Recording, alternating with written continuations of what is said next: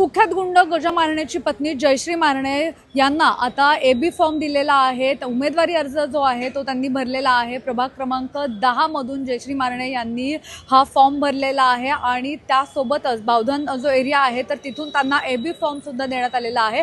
अजित पवार गटाकडून त्यांना उमेदवारी मिळालेली आहे। मात्र आता याबाबत अनेक चर्चांना सुरुवात झालेली आहे, कारण जे अजित पवार पुणे शहरातील गुन्हेगारी थांबावी यासाठी वेळोवेळी पुण्याचे पोलीस आयुक्त असतील त्यासोबतच वेगवेगळ्या पोलिसांना त्यांनी याआधी सूचना दिल्या होत्या। गुन्हेगारी थांबावी यासाठी त्यांनी आदेश दिले होते, कडक कारवाईचे आदेश दिले होते। मात्र आता त्यांच्याच पक्षाकडून एका गुंड व्यक्तीच्या पत्नीला उमेदवारी दिल्याचं पाहायला मिळते आणि जी माहिती मिळते त्यानुसार जयश्री मारणे ज्या आहेत त्यांना एबी फॉर्म सुद्धा दिलेला आहे। पुण्यातला जो प्रभाग क्रमांक 10 आहे बावधन परिसर, या प्रभागातून ज्या जयश्री मारणे आहेत त्या उमेदवारी त्यांना मिळालेली आहे। त्या भागातून निवडणूक लढवणार आहेत। त्यामुळे आगामी काळामध्ये आता ही निवडणूक कशी रंगते ते पाहणं महत्त्वाचं असणार आहे।